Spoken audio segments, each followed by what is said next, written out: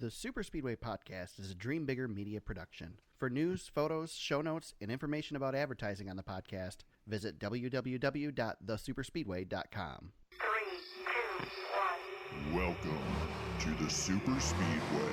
I never had a crowd.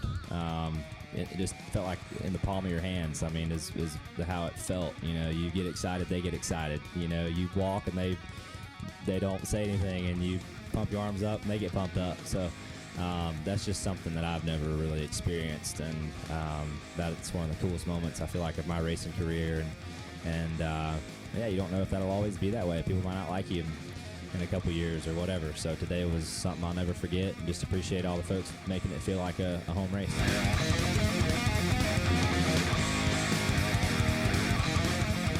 Welcome to episode 105 of the Super Speedway Podcast, recorded Wednesday, May 1st, 2019. I'm your host, Eric Young. I'm joined, as always, by my co-host, James Cush. James, how's it going? Good, man. Battling through a little bit of a voice issue, if you can't tell, but like always, you're going to carry me through this bad boy, so nothing should change. We should be fine. We won't hold it against you, and you still sound more excited than Chase Elliott in this post-race press conference. He's got that Paul Menard thing going on. No, I'm just kidding. No, but I did want to say how, really quickly, Jeff Gordon, that whole era of guys winning races with crowds like that. Yeah. It's, maybe taken for granted now a little bit, because Chase Elliott, gets to experience something that not everybody else is going to get to experience anymore. I mean, he had that massive crowd, like he said, in the palm of his hand. It's pretty cool. I bet you Kyle Busch would just love to have that just once. Love that. Yeah, we'll have feeling one time.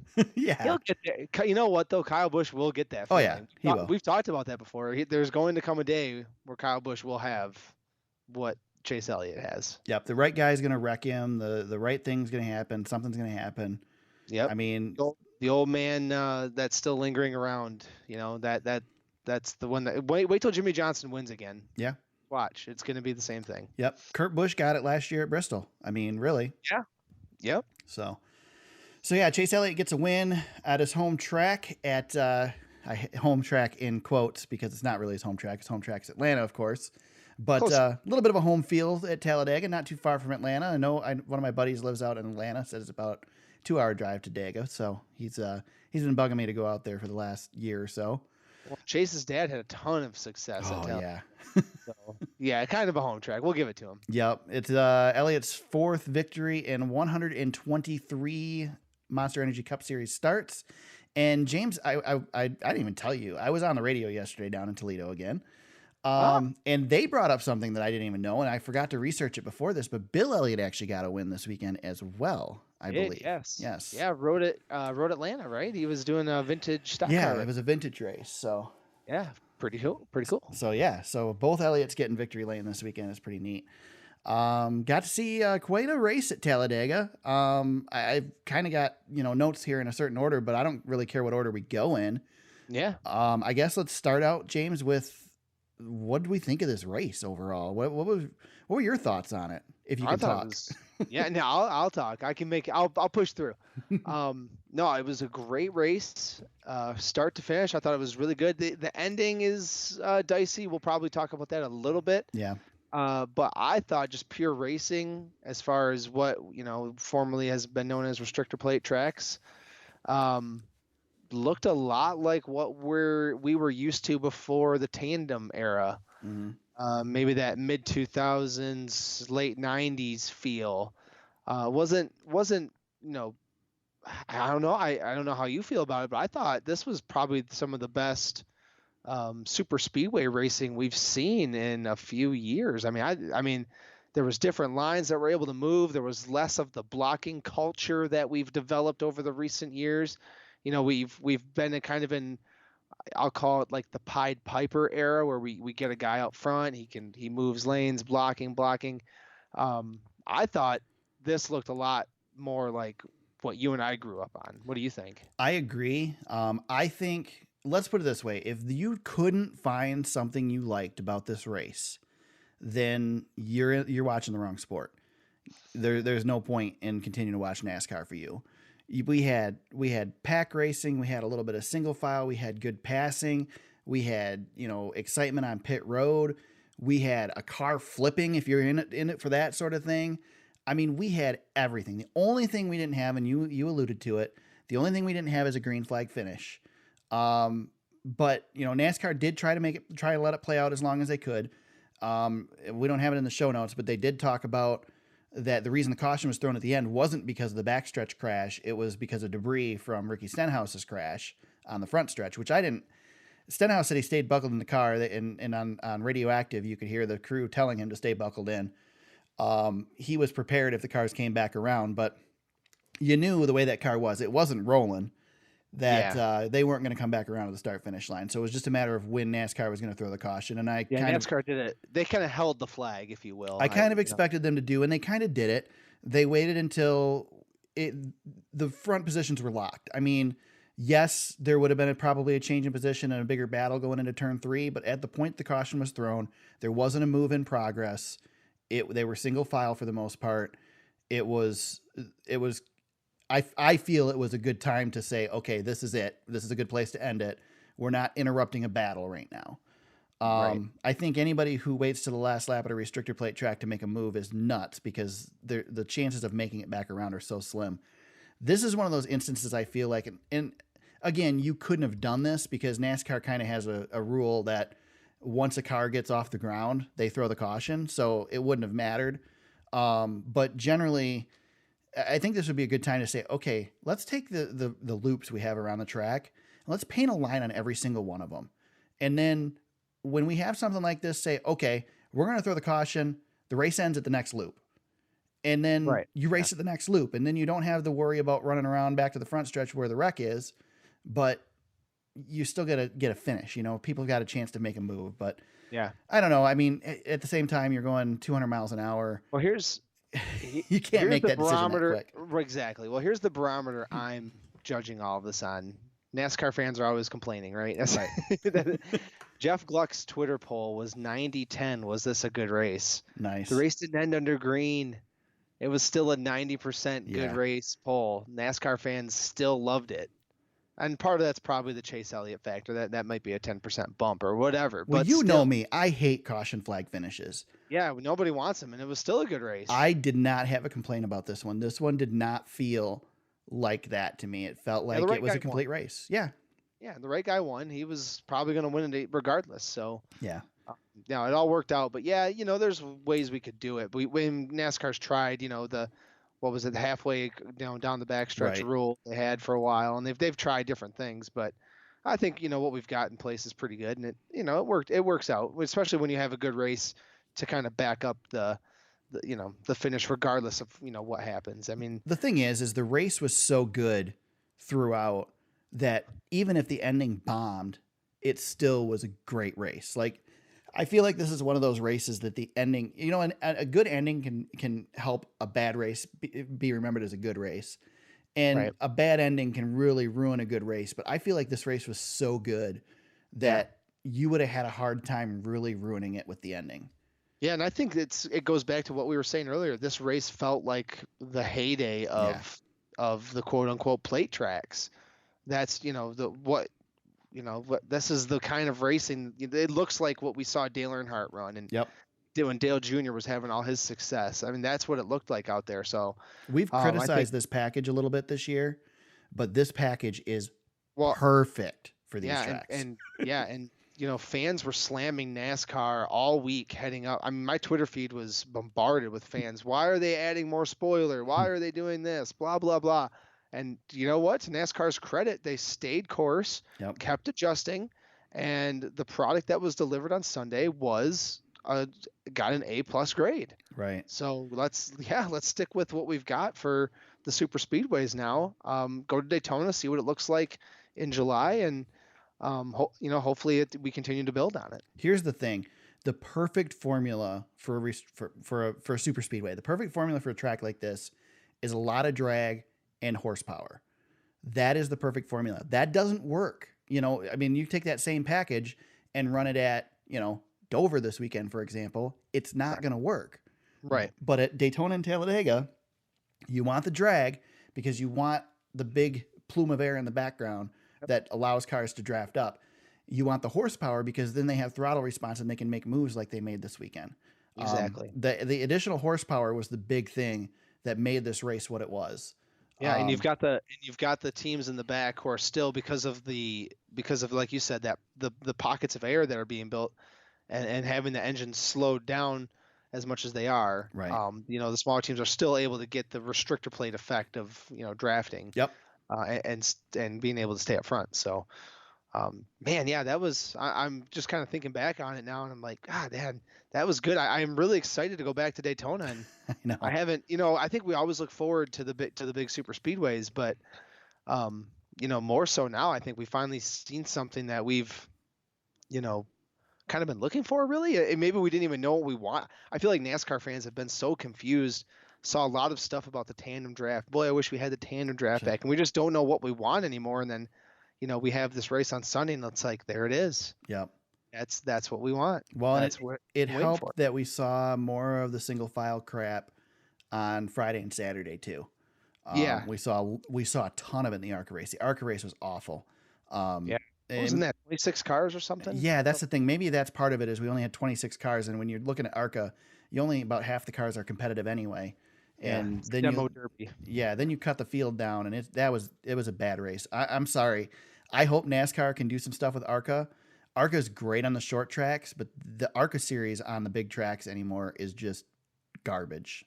I don't like this new car on the big tracks. It's just the super speedway races are terrible, and they're not any better at Michigan, for example.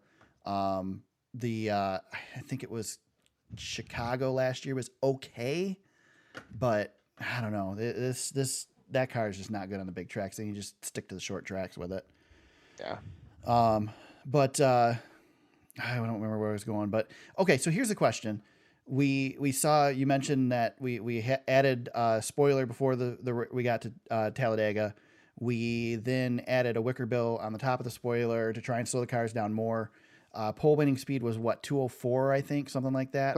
Yes, yep, around there. They were flying. So the question is, when we go to Daytona, and especially back to Talladega in the fall, do we see a variation of this package? Do we see a change? What do you think, James? I think NASCAR will, if anything, they'll just try to get the cars a little bit slower. I think they want to stay under 200 miles an hour. Right, and I think Kyle Larson's car flying in the end is going to help with that decision. Yeah, but I think NASCAR is also going to be very, very cautious that, holy cow, we've got something here. We have to be careful. If we can just get these cars tuned back a little bit more, we'll be right where we want to be.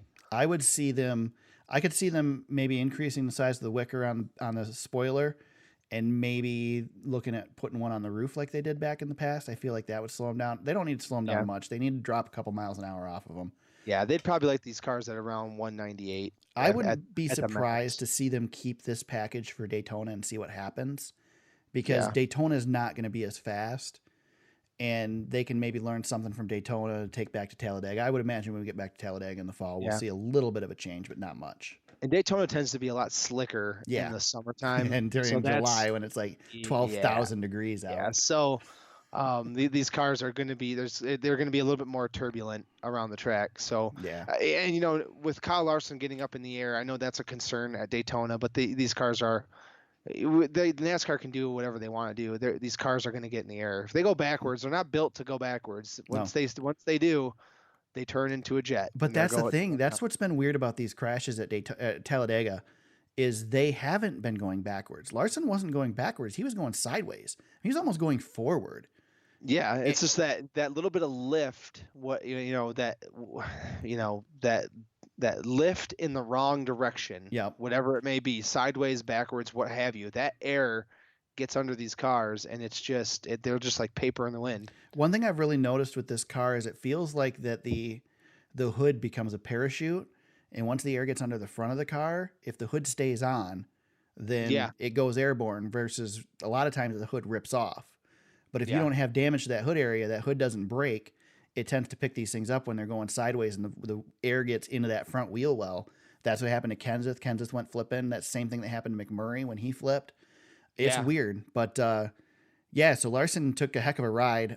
Big black flag to Fox for horrible camera angles on that I was crash. gonna say we live in 2019 and we're getting grainy fan camera footage of the crash. I was surprised. It's crazy. I mean, We know the backstretch is crazy at Talladega. You should have cameras everywhere. yeah, they should have a couple on lockdown that just stay focused, but everything went to Chase in the finish, which I get it because they're trying to see when the caution's going to fly.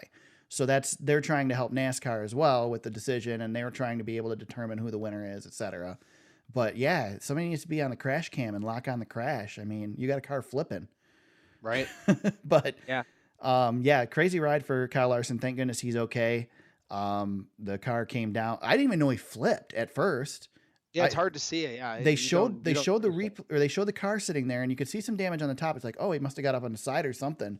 And then they show a barrel rolling. It's like, holy crap, he actually flipped down the back stretch. He went a couple of times over ass over tea kettle, as they say. Yeah, right. I mean, the biggest thing at Talladega, I think that we got to worry about on that back stretch is that fortunately they have that really tall wall on the inside.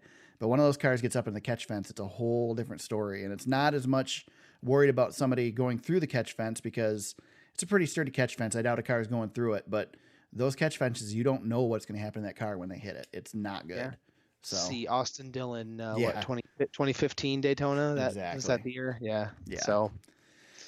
But speaking of Austin Dillon, let's talk about him a little bit. He had made a little news this weekend. So good at these transitions.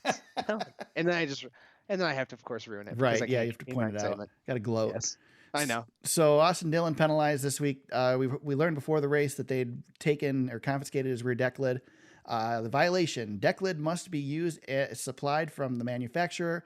Body filler added to the deck lid. So as a result, crew chief Danny Stockman was fined $25,000. Car chief Gregory Ebert suspended from the next Monster Energy Cup Series points race. They lost 10 owner and driver points, and as I mentioned, the deck lid was confiscated at the track.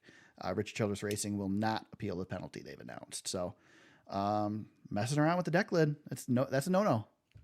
Yeah, my question is, so he gets fined. They lose 10 points, and there's just suspensions and whatnot. Right. Let's just play our favorite game. What if he wins the race? Is this our first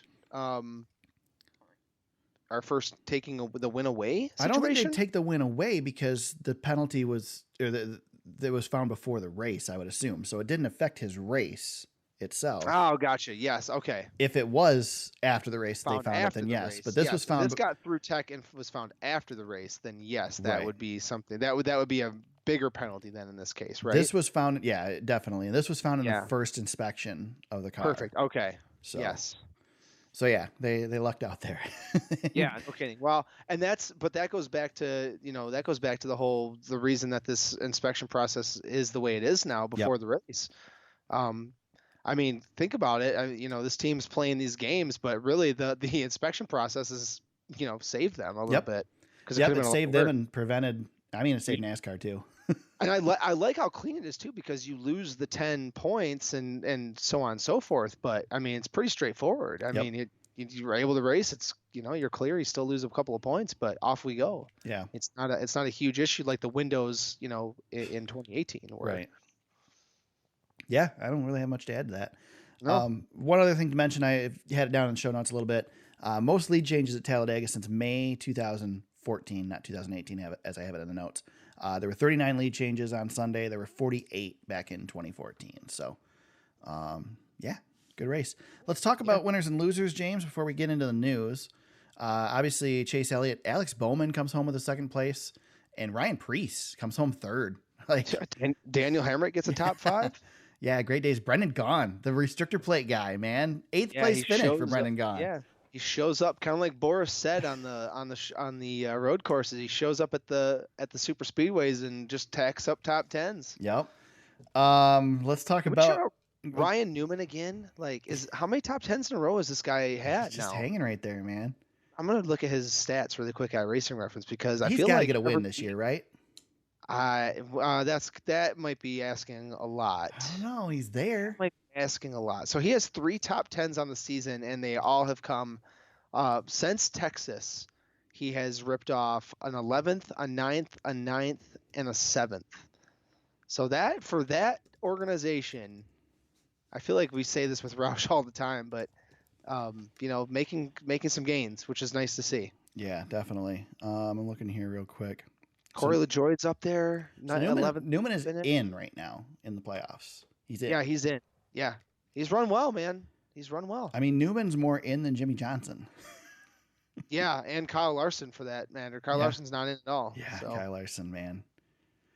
Huh. Yeah, Ryan Newman's in a good spot, 13th. Yep. Not bad. Yeah. Let's talk about Bubba Wallace for a minute. Bubba running strong up front. He got the Harvick crush. Yeah, gets in the back of Blaney and decides to try not to wreck his buddy and wrecks himself and wrecks Harvick and wrecks who else? Michael McDowell and Matt Tift was in there. Matt Tift and Denny Hamlin Clint was Boyer. I couldn't think of Clint Boyer's name for God's sake. Clint was in there. Yeah. That sucks for Bubba. It's he's really got one more chance to make the playoffs. He said going into this weekend, like that was his quote. Like, I have 4 chances a year to win a race. Yep. And it didn't last long. Nope. A couple of laps, and it was over. Nope. So, Jimmy Johnson, bad day, cuts down a tire, ran over some debris, hit the wall. He comes home 33rd. Let's see. Matt DiBenedetto was doing okay and ends up in a wreck. He ends up 31st. Yeah, we anticipated a lot more from him after his Daytona 500 run where he was really strong. Yeah. What about Jeffrey Earnhardt, man? Jeffrey Earnhardt was up there. He was in this thing. Hanging around, yeah. Gets in that last lap wreck. Yeah, and that's a new team. Yeah. So, yeah, cool for them. Nice run. Pretty cool to see Jeffrey Earnhardt running that well at Talladega. Paul Menard was really strong, too. Again, saw him. He was up there for a while. Yeah. I'm not even joking. And Ty Dillon won his 2nd stage of the season. He has 2 stage wins. So, really cool for Ty Dillon. If he can find a way to get in the top 16 somehow, those playoff points could come in handy. Corey LaJoy comes 1 spot away from a top 10 finish. Finished 11th. Yep, good run for him. Brad Keselowski had an awesome pit road maneuver. That was the pit stop of the year. Yeah, it might be the pit stop of the decade. I actually had a buddy of mine at work send me an email. He said, I don't know if you saw this angle on the Brad Keselowski pit stop, but I saw it on Twitter or something, and he sent it to me, and it was somebody filming the pit crew. Like, they were just going to film the crew doing a pit stop, and all of a sudden this car comes sliding in backwards. It's actually pretty cool. That's funny. Yeah, that's cool. Anybody else we want to mention here? Kyle Busch, a terrible day with a 10th finish. Yeah. Yeah. I'm trying to think of anybody else who really stuck out. I thought Logano was gonna maybe find a way to do it, but the teams, kudos to Chevrolet, the manufacturers. Chevrolet had a game plan, stuck to it. Chevrolet out-Forded Ford. They did, and Toyota's best finish was Kyle Busch in 10th, and they have nobody else until you get to Eric Jones in 19th. Yeah. So the strategy that the Gibbs Toyota organizations kind of came up with a few years ago is come to bite them here. The Fords got really good at it, and now Chevrolet seems to have figured it out. So, and we know the Chevrolets have not been running well for the most part for the last 2 seasons. So, to see a plan of theirs come to fruition was probably a big win for them. Yeah, definitely. I mean, obviously it was. They ended up in victory lane. Right. Anything else from Talladega that we need to talk about? I wish we raced there like 8 times a year. Yeah, no. Let's see. We had 6 cautions for 21 laps. I don't really think there's much else. So the NASCAR Fast Facts said there were 20 or 39 lead changes, but the scoring sheet says there were 37 lead changes. So I don't know which one to believe here. They're both from NASCAR. They're one page apart on NASCAR Media's site. So yeah, one of those is right. Anyway. Well, and Racing Reference has the 17 involved in an accident on the backstretch. So we know that that's not true either. So I don't know. Right. But that's NASCAR's official caution flag breakdown. So I don't know. Okay. I don't know. Who knows? All right, so let's talk about some news, James. We got some big news to start it off. My favorite news of the week, which is Jayski's back, which means lingering around. I can have an easier time coming up with the show notes because I can hit Jayski's site and make sure I didn't miss any news. The super speedway's biggest crutch. Right, exactly. Jayski announced, I think last week that, well, first of all, they've been posting some stuff on their Twitter they'd been hinting that they were coming back, but they've acquired the rights back to jski.com. So they now own that. The site is a very simplified version of what it was before. It looks like a lot of what they're doing is taking the stuff that's on NASCAR media and making it public, essentially by having the race links, and you can go in and you can click on the different stats and things that are available. But they're planning on doing more with it from the looks of things. But as for now, they're up as they are. It's more to come. It's better than no J-ski. Little J-ski is better than no J-ski. So. Yeah, and there's been a lot of media sites that have been trying to get on the J ski, kind of getting on his turf. Yeah. We got the Godfather kind of lurking in the background coming back, so that's good. That's good. Let's see. Austin Wayne Self was at the same time that they announced the penalties for Austin Dillon. He was reinstated, or his suspension has been lifted. He successfully completed NASCAR's Road to Recovery program. Probably not a whole lot to say there, but Austin Wayne Self is back. He is back. I did see a couple. I'm sorry to do this to Jeff Gluck, but he said in a tweet that Austin Wayne Self has, quote unquote, already completed the Road to Recovery program.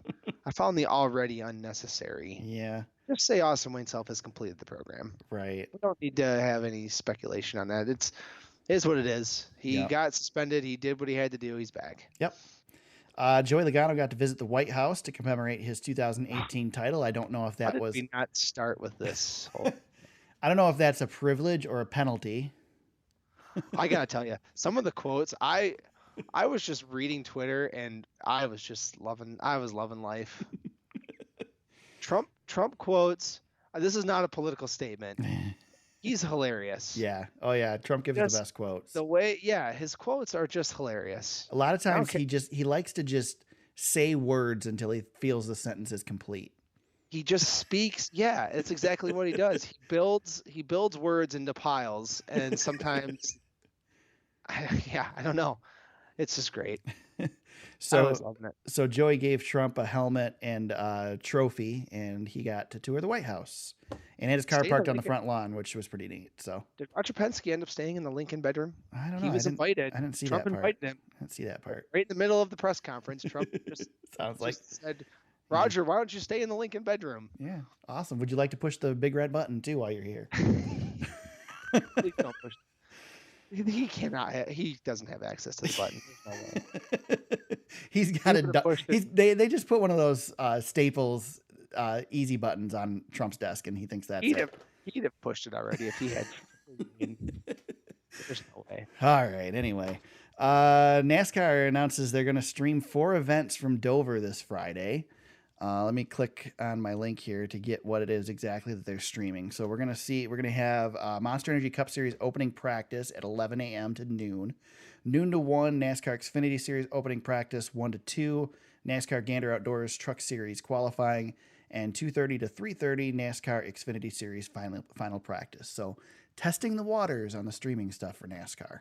Yeah, they're seeing what IndyCar's doing and are starting to use their heads a little bit. What do you think? I mean, when NASCAR can do streaming officially and stream everything, do you think they're going to do it and make stuff available easily, or do you think they're going to do some sort of pay package? I kind of feel pay package, right? Yeah, I mean, they're going to have to.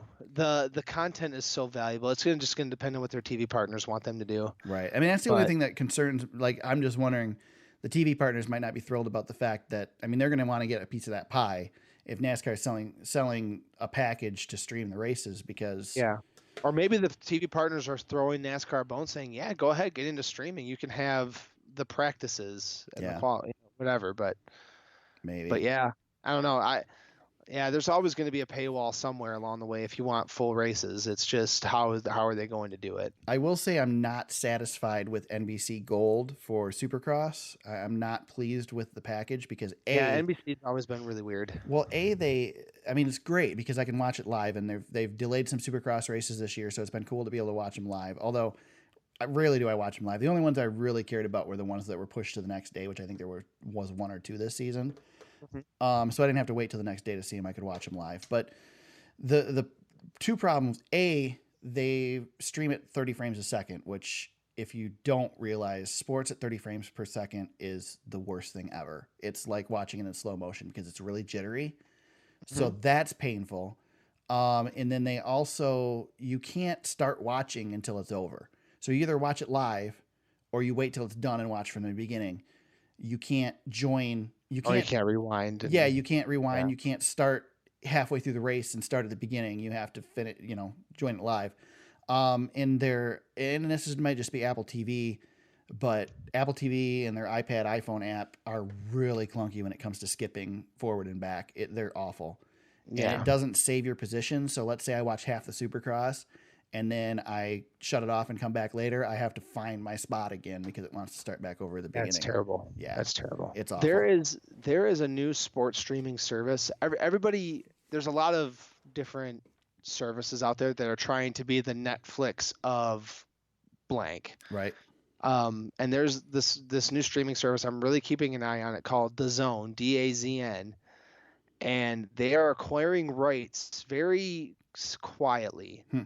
And the way that they're streaming sports is basically the Netflix model. You just subscribe to us and we're going to give you everything. You like boxing, you get all of boxing. And I would just like to see how they're going to I'm watching to see them dip their toe into motorsports, Right. because motorsports is great content because it fills so much space. And for a new network that is trying to, trying to get their foot in the door on this stuff, I just want to see what they can do and what that model looks like, that NASCAR, IndyCar, whomever can take something like that and move it forward. Yeah. So there's some things out there we've talked about many, and probably a year or two ago at this point, but the TV landscape, the sports media landscape is going through it's in a very volatile spot right now. There's gonna be a lot of change in a couple of years. So this is all of that stuff we're starting to see the branches starting to creep out on some of this stuff. Right. NBC is really in the process too of trying to take over. Yeah. They're slowly getting exclusivity to wanna all be these motorsports. sports. Yeah. Yeah, they want to be the Well, motorsports. it's not just motorsports, but they've done a really good job with hockey too, of getting hockey. They've got all the playoffs and They've locked down the hockey rights. I just mentioned DAZN, and they are really making a play for Major League Baseball as ESPN is moving away from Major League Baseball. That network. What the heck is going to be on ESPN anymore? They need sports to have a sports network. It's all they're fully invested in football, basketball, and that's football. They've got Monday night and that's it. Well, and football's turned into a 12-month-a-year sport, so they're pulling content. And college football. Oh yeah, I guess you're right. College, I forgot about college. I don't watch that. Behemoth for them. So, yeah, their summertime programming will be very thin, but their primetime stuff is going to be very good still. So, yeah, I know what you mean. Who's picking up the XFL? Who's got them? I don't know who's. That's got to be. I don't even know. That's got to be NBC, I would think. I don't know.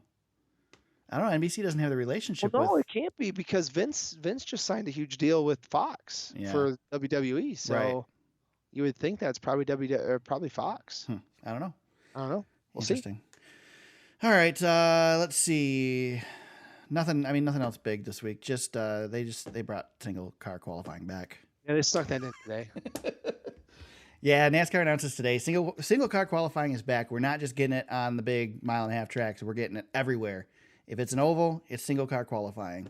No more elimination rounds either, which I'm glad that they're going to do that. If they're going to do single car qualifying, get rid of the elimination rounds. I hate having a guy set a track record not win the pole. Right. That drives me insane. So no more elimination rounds. Larger tracks larger than 1.5 miles or 1.25 miles, or tracks actually 1.25 miles and larger. So Darlington's included in this. They'll get one single lap for qualifying. Anything shorter than that, they get 2 laps for qualifying. Qualifying draw will be determined by the previous week's lineup, and group qualifying will continue on road courses only.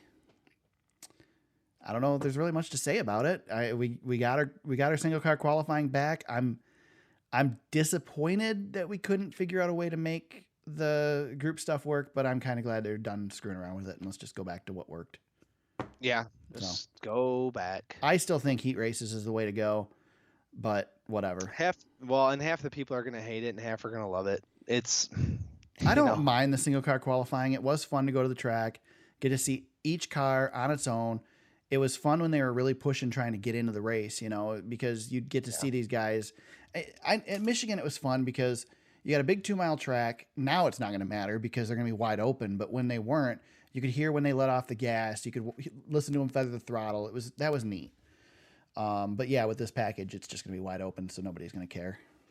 Yeah, it's just gonna be who can hold their line the best. Yeah, I mean the point of qualifying is to take the fastest guy and start him up front, and that's this package or this setup works for that.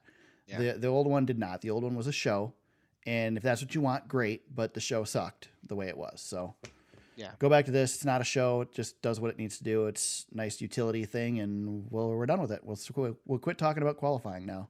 Oh, thank God. That's it. Nothing else to say. You really handled this topic really well. I'm so happy. I saw this when this came across the news today. I had my head was literally in my hands. It's like, not again. I was surprised they We did have it to talk about this. quick. I thought we'd wait till we went to a 1.5 mile track before they'd make the change, but No, I think they realized that they had a turd sandwich on their hands and just we're gonna throw it in the garbage. They had to start over. the thing is yes, I will say I watched qualifying more than I've watched qualifying in the last 5 years because of the group qualifying. They got more attention for qualifying than they've gotten in the last 5 years, but none of it was for the right reason. Nope, and then the teams broke it. Yep. I didn't watch it to see entertainment. I watched it to see how it got screwed up this week. So Yeah, it was a joke. Yep. So Yep. Good on them. Change it back. Go back to normal. Make it professional. I'm just glad that we have a professional system in place. Then Yep. we can just qualify the cars like you're a major sport, please, and not the WWE. Yeah. Yep. So That's all I ask. all right, we go to Dover International Speedway this weekend. It is the Gander RV 400. I moved this stuff up a little bit because it makes more sense in this part in the show notes. So, and I like there, it. I just took down the fourth wall and now, whatever. So 2 p.m. Race time on Sunday. Fox Sports 1 has a broadcast at 1:30. 400 miles at Dover. It is a triple header weekend this weekend at Dover. So we've got all three series on the track. NASCAR Xfinity Series runs Saturday, May 4th at 1:30 p.m. for the Allied Steel Buildings 200. And then the Gander Outdoor Truck Series will get us underway first thing on Friday at 5 p.m. May 3rd, the Jegs 200 at Dover International Speedway. So lots of racing. I personally think that truck race is the one to watch. That'll be good. I'm leery about this package because we're back to that high downforce, high horsepower package. I don't see it being good at Dover, but I don't know. Hopefully, I'm proven we just wrong. don't know. I want to be optimistic, but we don't know. We don't need cars going single file at Dover, and I have a feeling that's what we're Yeah, I going to think get. we're gonna be stuck with it. Yeah, is the KB show going for the triple this weekend? I don't know. I don't know. Doesn't look like he did last year. Is because Dash he for would've- Cash done? Oh no, I don't think it is. I think So we're still in the Dash for Cash. so he Yeah, can't so do he's that. gonna have to wait. Yep. Let's see, James. Oh crap! I get the first pick. Who the heck am I going to pick on this freaking race? Let's see here. I'm going to go the really easy route, James, and I probably will take your pick. I'm going to say momentum wins. Chase Elliott's been strong here. He's won one race here. I'm going Chase Elliott this weekend. Oh, I like that. Who you got? I'm gonna go with last year's winner. It's time for him to get out to get a win in 2019. Kevin Harvick. Yeah, that's a good pick. It's too. time. It's time. That's a really good pick. Who's your dark horse? Can I say Jimmy Johnson? No, I'm just kidding. No. No. No, no, his best racetrack. Man, I don't know. Boy, I'm looking. Hold on. Bear with me. I'm gonna ride. I think I'm gonna ride a little momentum too. He might not win this race, but maybe he'll win a stage. I'll go Ty Dillon. Okay. A little bit out there. A little bit out there. I am going to go with somebody who I think I've picked as a dark horse already this year, who shouldn't be a dark horse, but because of where he's at, he is a dark horse, and I'm going to go Ryan Newman. Ah, yes. There we go. I like Kyle Larson at this track too. By the way, Can I take Ryan Newman? He's got 3 wins here. you can take Ryan Newman. Yeah, he's not going to win in that car. No. All right. But maybe Ryan Newman has as many wins as Kyle Busch here. Yeah, that was the Rocket Man days. He hasn't been the Rocket Man in 15 years. Newman almost has as many wins as Jimmy Johnson here. By what? Like 10? Newman's Jimmy won Johnson 3. have 11 Jimmy wins? has 11 wins here. Yeah, Yeah, 11 wins. Yeah. 17 top fives. He's only raced here 34 times. That's just ridiculous. My God. A third of the races here, basically, he's won. Yeah, this is one of those tracks. What's the other one where Johnson's got like 10 wins? Probably like Charlotte. He's got a lot of wins at Yeah, Charlotte. something like that. There's a Oh, couple he's of got them. a lot of wins everywhere. Yeah. So he's got 84 career wins, and 11 of them are Dover wins. Jeez, golly. Yeah, that's an eighth of his wins are Dover. crazy. That's really crazy.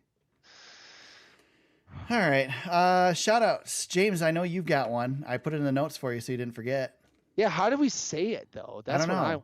Is it Barron Speedway? I'm gonna say Barron Speedway. Yeah. BEHREND Speedway. Yes. All one word. On Instagram, he made a racetrack. Well, Barron Speedway. Right. A 0.4 mile to the 164th scale. And guys, you gotta check it out. If It's you follow awesome. us online, go to Instagram and look this guy up. I don't know. It was in my search feed.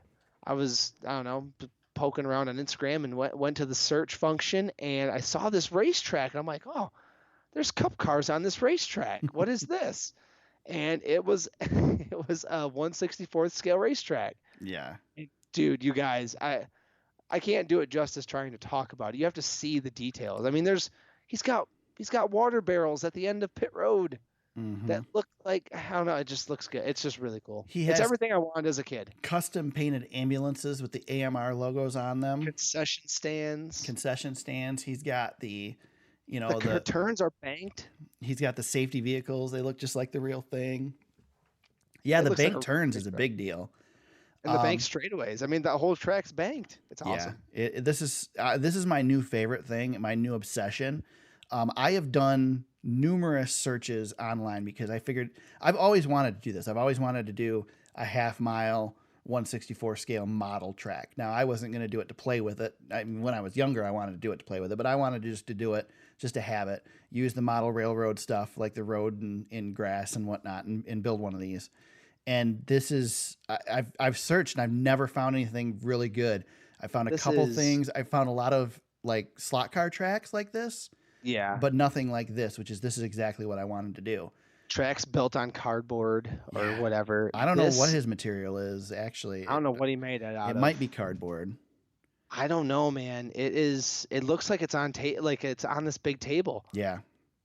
And it looks like he's got 40 pit stalls on that thing too. He's got a video from a roof cam essentially on one of the cars, and it gives you a little bit better insight into the track and shows that it's not quite as perfect as it looks. But it's good though, man. This is really good. Yeah, I highly recommend you check it out. Give him a follow, give him some praise. And if you're like us, if you guys listen to this podcast, you have to be nerds like us. And Eric and I will do this from time to time where we'll stumble upon something and it's exactly what the other person is like thinking about or has had, like in this instance, Eric's like, man, I've always wanted to do this. And I just randomly send him this. I'm like, Eric, this is cool. You have to see this. We've never talked about it before, but you're like, oh my God, that's what I want to do. Yeah. It's pretty cool. So definitely check it out. And I did discover that he went to at least two races last year, and both of them were races that I was at. So I need to reach out to this guy and see if he's going to these races, because if he is, I'm going to get him on the podcast. Yeah, that's what I was thinking. We have to talk to him, and I don't know how old he is. Right. Whatever, but we got to talk to him because we got to get some more insight on this thing. It's BA, man. Yeah.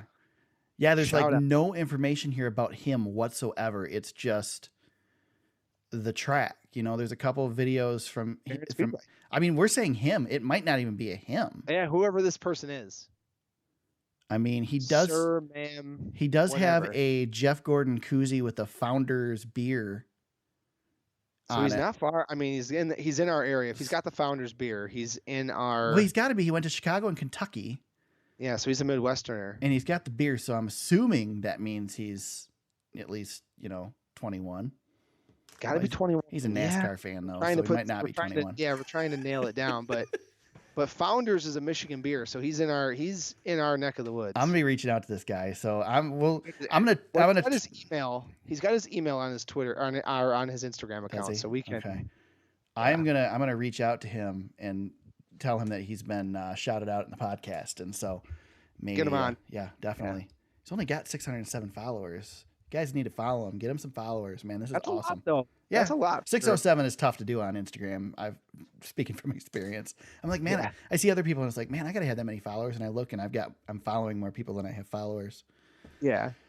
But I have one as well. NASCAR has been doing these 360 videos on their YouTube page. I think they've been doing them all season. They may have been doing them prior to that. A lot of times they'll do like the victory lane celebration in 360, or they do a couple random things. Well, this week they have a video from just inside the start finish line of the start.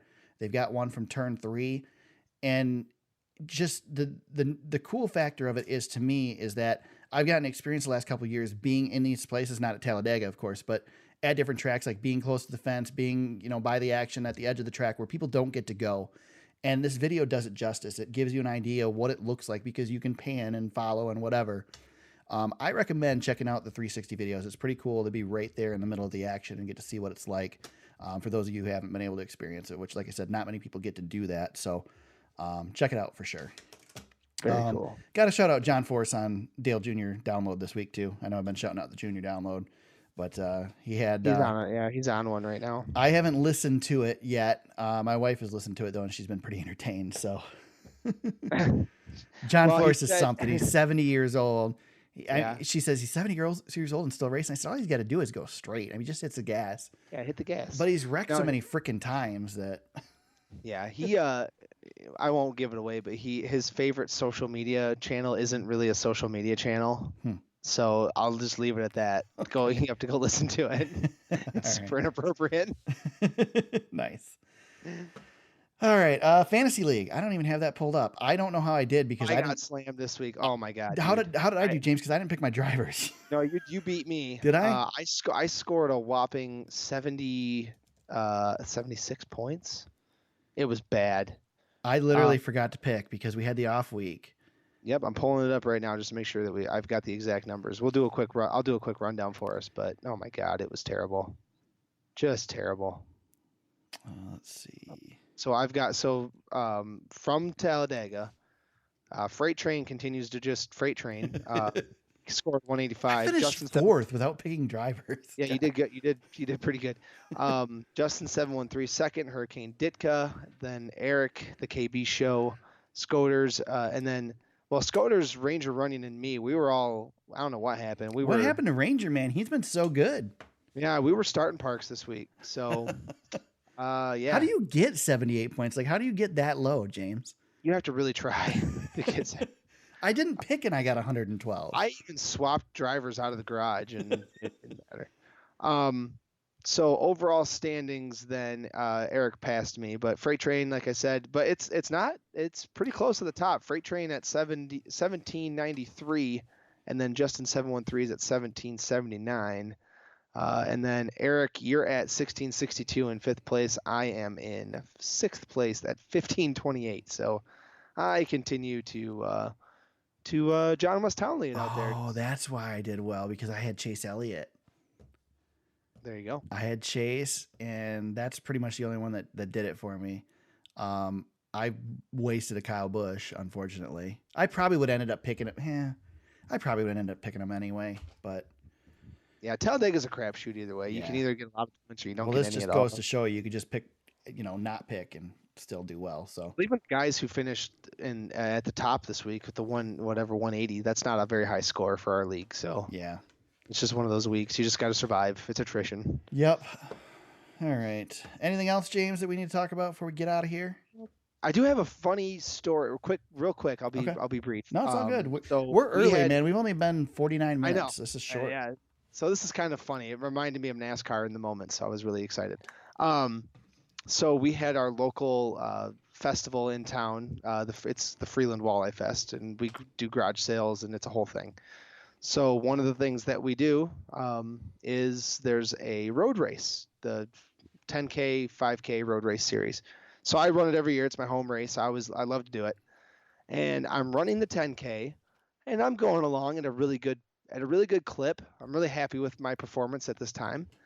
And it's pretty windy, and this was on Sunday, so it was the morning of Talladega. And all of a sudden, this kid, I'm gonna say he's 19 years old, maybe.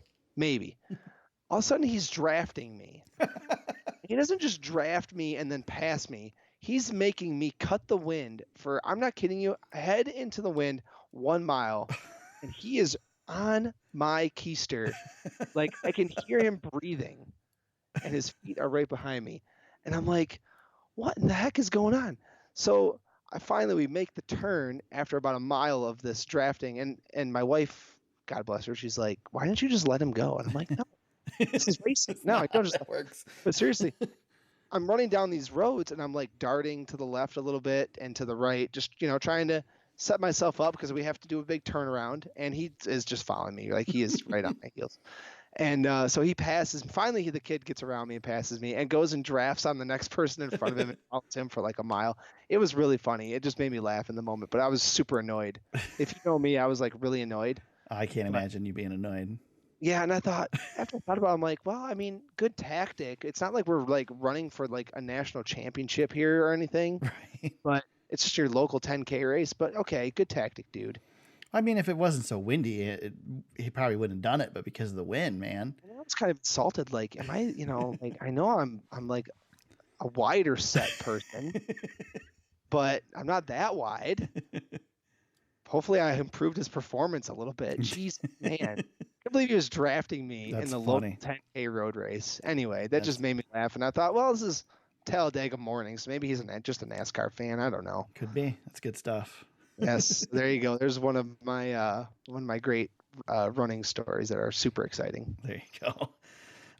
James, where can they find you on social media if they want to find you during the week? You can find me at James Cush on Twitter or Instagram, since we talked about that today. There you go. You can find me at T Super Speedway on Twitter. You can find us on Facebook at facebook.com/thesuperspeedway. Our website is thesuperspeedway.com. You can find the podcasts on there as well as show notes. We'll link to things we talked about. I don't think there's any links in tonight's show notes. Oh no, there's one. So check that out. And when we get to covering some races, I'll be at Michigan here in June. We'll have some stuff up there as well from that. So let's see. You can find the podcast on iTunes, Google Play, and SoundCloud, wherever you heard us today. We hope you subscribe.